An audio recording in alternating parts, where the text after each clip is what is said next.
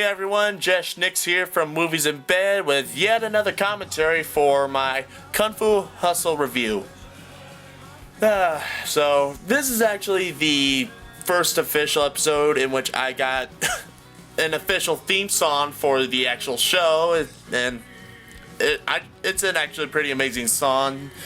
So what happened is that I was out on That Guy with the Glasses forums, and then I came across this post by this guy who says he's a musician and he wants to make music for producers, and he was making an offer to make music for people who make reviews. And then I say, you know what, my show needs something and it could probably use a actual show thing. So I went and asked him, but then he says, actually I'm sort of aiming my post offering to make music for actual That Guy with the Glasses producers. And I was like, oh well, I'm not quite there yet, but work hard enough I might. But then he goes, well, yeah, sure, because you're my actual first person to ask for a theme song for me, I'll go and make you one. And then told him what I was looking for. So my main initial idea for a theme song for the show is that I was kind of aiming for something that goes along the line of the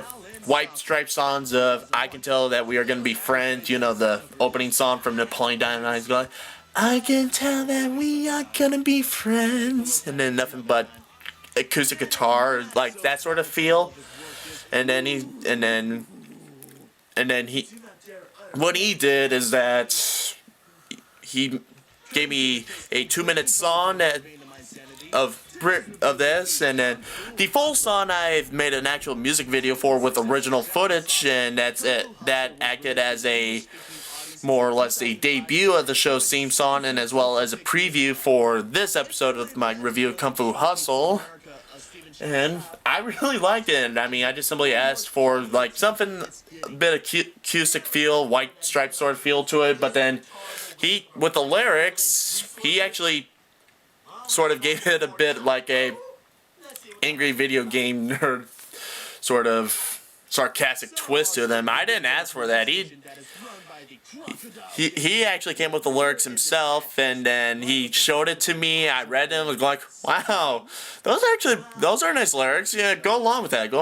And then made a rough demo recording of this song and shared it with me. I was like, oh yeah, now this is good, and just we'll go along with that. And he himself gave a master copy, and that's how I got the show's theme song right there. And so yeah, he's a really nice guy. Art, of course, the show theme composer. He's really nice, and so just if you ever want an actual song, he's willing to help out. And but of course he helped me out with this show song for free. So if you maybe work it out with him, he might determine if what you're looking for might be short and simple. He might do it for free, but I don't know. With me now, because of this, he's saying that if I want anything else from him in the future, that I am gonna have to pay for it. So just that's pretty much about it. So I'm helping him get his name out there, and he's helping me get my name out there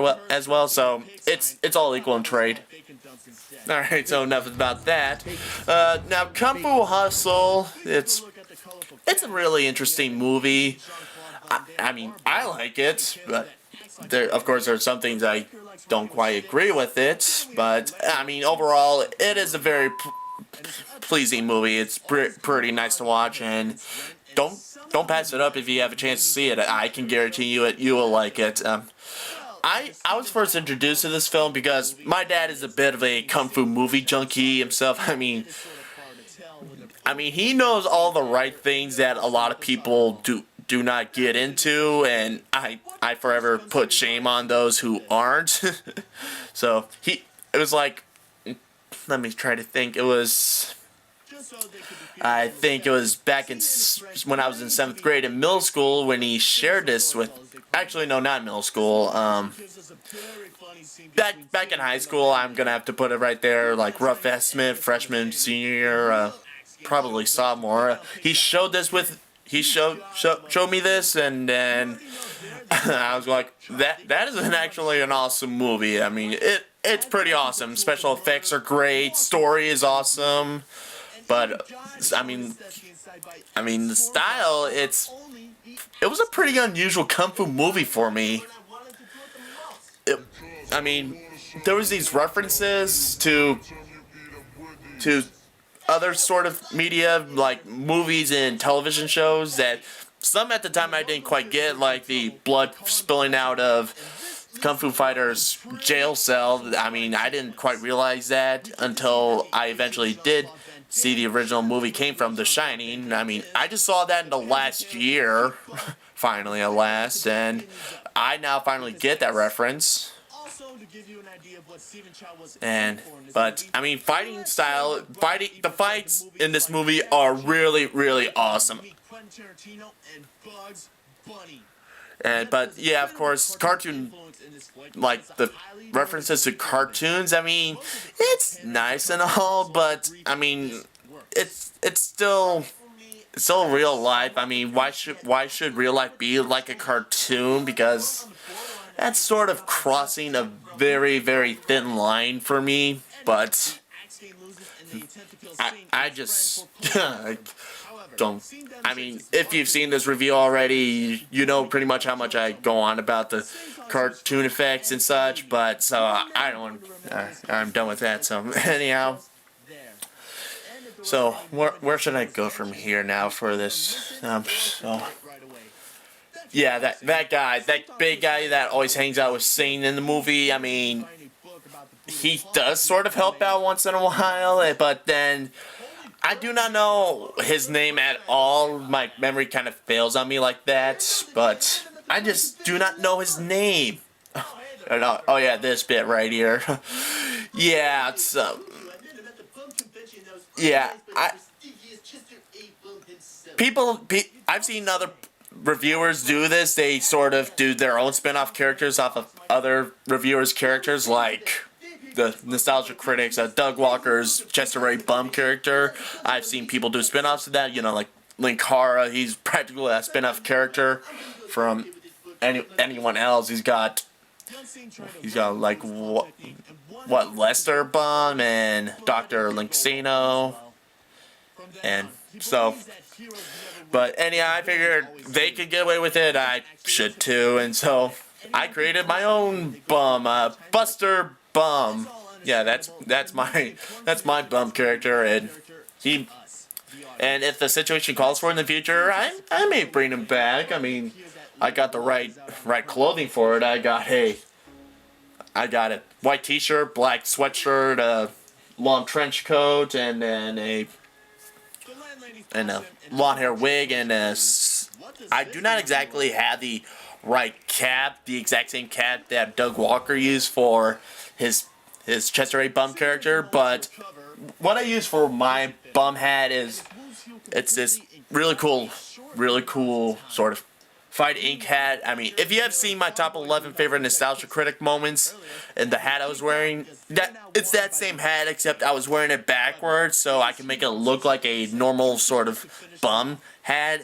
And just keep in mind, don't let the camera see my back, and don't give it away that it's a cool hat that I'm wearing instead of like this winter cap a bum would wear.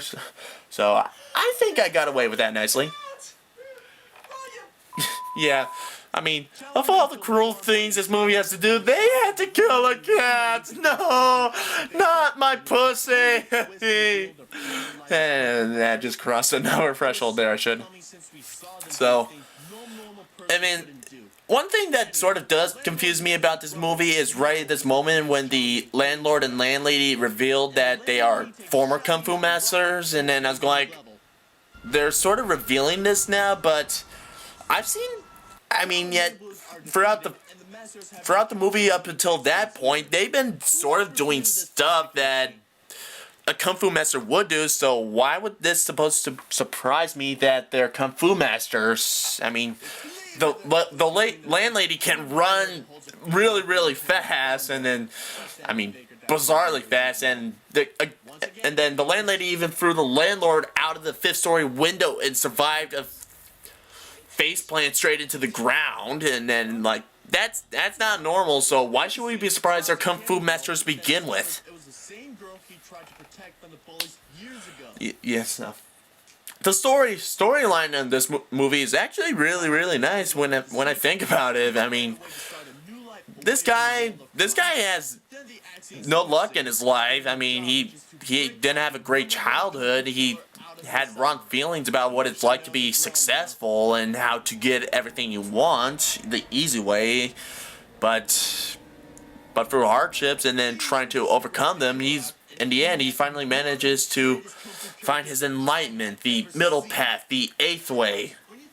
And he finally becomes the greatest kung fu fighter ever, such. And then this brings up this guy here. This guy is awesome. I mean, I've said it before already in the review, but I'm saying it again.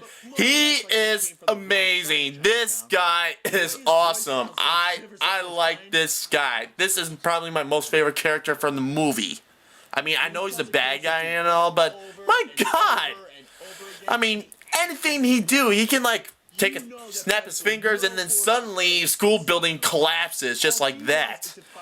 I mean, just with a simple kick down the air like that, he destroys a window and practically the floor and makes an explosion. I mean, holy crap!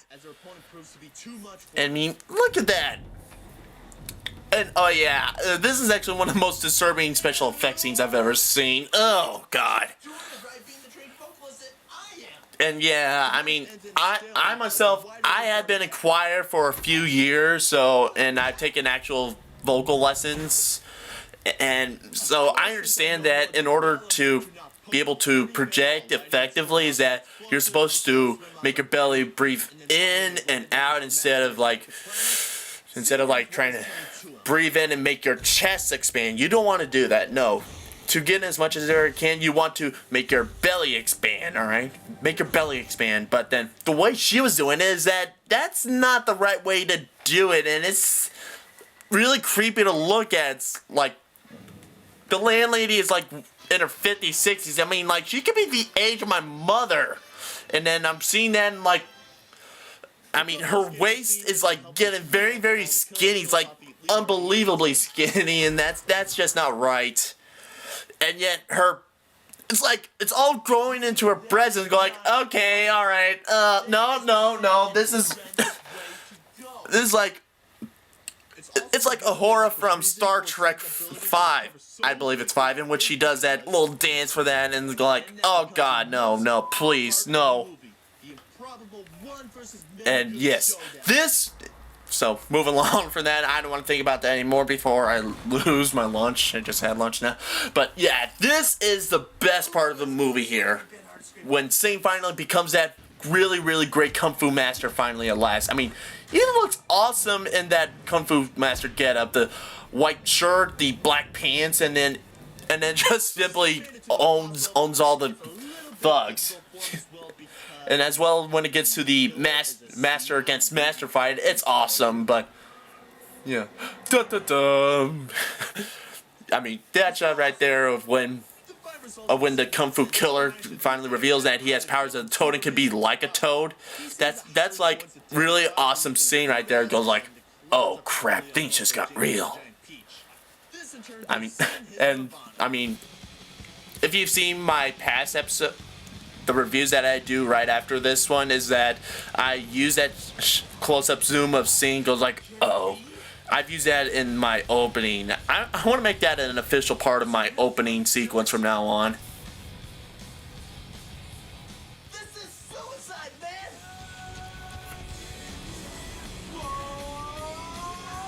Yeah, this was a little bit tricky for me to do, to try to make it look like I'm being affected by Sing's Buddhist palm technique. I mean, I guess the one certain problem is that I didn't quite go, whoa, long enough. I mean, I can be able to do it for longer, but I guess I was a little bit short of breath at the moment, and that I didn't quite make the video shake to a certain amount yet enough. I mean, I'm making it go up and down, but then I'm like, look at other video producers' way of making the video shake, make it look like Earth ground checking, and then realize it does go to the side of it. It's going to go like, oh crap, I should have done. I made that go like make it go a bit to the left and up, and then right down, and then like that sort of thing. But what's done is done, and all I could do is pretty much just improve on that in the past, and I mean in the future, improve on it for the future. So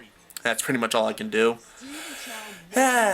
So, but for me overall, this movie is worth watching, and then of course there's pros and cons for everything that I watched, and for the rare movie that practically that has easily a lot of pros and just at least one or two cons. I'll be amazed if I ever find a movie like that. So aside from this episode being the first review in which I get an opening theme and sequence, I have now also introduced a new part of my future reviews in which I just simply look at the movie in 4 different ways and sort of rate the movie on a grading system because I took a look at the first 2 episodes and I go like, people are gonna go like, hey, this guy's like reviewing anime movies, and then he's like the nostalgia critic. He's like gonna make funny jokes about it and then like point out the very bad things about it, but yet. And I'm going like, no, I do not want to be like the nostalgia critic, but now with him gone, I guess I could sort of help fill in that void a bit now, but not entirely, no, but I want to be able to give my reviews something of its own, and then I figured, you know what, just kind of take a serious moment to look back at the movie and look at it in certain categories and, like, rate the film for those different categories as well. And then I figured, you know what, I've just go along like how written reviews can give grades to movies, and I'll go along with that. And I determined 4 certain aspects of the film that I would consider very important, and then I go like, so story is definitely essential that can make or break a movie. Characters, definitely an essential key, and overall look, which by that I basically mean how does the video look? Is it shot, framed well? Do effects look nice?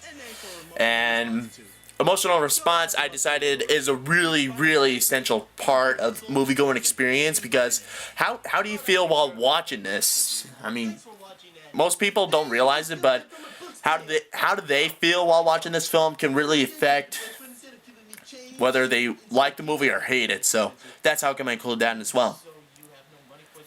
so that's how come I came up with that. Just like grade it in 4 different categories and combine them together and make a final grade for the film. So, and that's pretty much it. And now how I end this off now, just bringing back my Chester Ray bum rip spin-off character. And then it's going like, how should I end this? And then, you know, I already got a movie lined up for the next review, and then it's a bad movie. I figure like, how am I going to introduce it? And then I figure, you know what? Bring the bum character back, and then we'll try. And then, of course, he's trying to pay me for rent because doing a spin-off from the movie of how landlady gets rent for people. So I'm like, you know what? I should make a bum like owes me rent for a box in my driveway, and I'm the landlord and such. So, but for this one, I figure like make the bum sort of, because I don't want to kick him out. I'm a nice guy. I don't want him kicked out. So I'll just have him pay me it in a way and such that maybe he can provide a movie for my next review, and that's how I came up with this. And so yeah, just to allure to the next film being a really bad one and a silent film, I was going like, make it look like I don't want to do this, and then add in the jaw scene, and because it's a mega shark, so it has to be jaw scene. And that pretty much wraps it up for this commentary, I guess, for that. So this is where I start really taking my reviews a bit more seriously than just a hobby. I really want to make it effective and nice, so kind of give it a nice twist to it. And so that's pretty much it for me for now. So thanks for watching and listening to my commentary, and you all have a good one. With great power comes great Responsibility.